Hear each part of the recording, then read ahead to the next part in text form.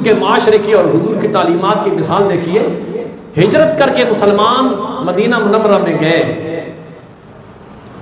تو ان کے پلے کچھ نہیں تھا، صرف اپنی جان لے کے آئے تھے، اور جو جسم پر کپڑا کے ایک جوڑا تھا بس وہی تھا اور کچھ نہیں تھا.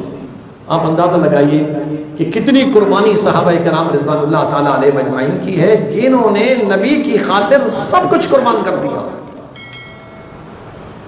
تو انصار کو حضور نے ترغیب دلوائی، یہ تمہارے بھائی ہیں، یہ دیکھو دین کی خاطر سب کچھ چھوڑ کے آئے، برادری بھی، اولاد بھی، حتیٰ کہ بیوی بچے تک چھوڑ کے آ گئے.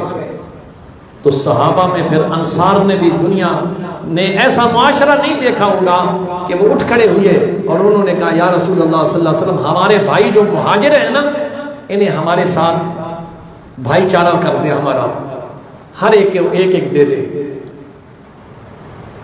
حضور نے مہاجر کو انصار کا، انصار کو مہاجر کا بھائی بھائی بنا دیا.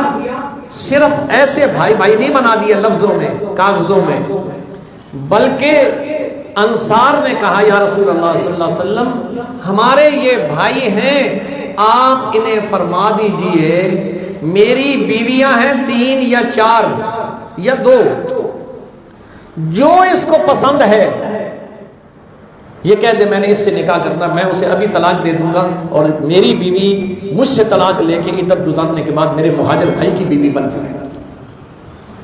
ایسی مثال دنیا کے اندر، کائنات کے اندر نہیں ملے گی.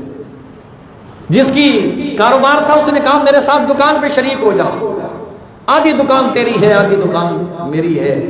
یہ حضور کی تعلیمات کی وجہ سے وہ معاشرہ ایسا بنا کہ اللہ نے حکم دیا وَلَقَدْ كَرَّمْنَا بَنِي آدَمَ، لوگوں انسانوں کی عزت کرو.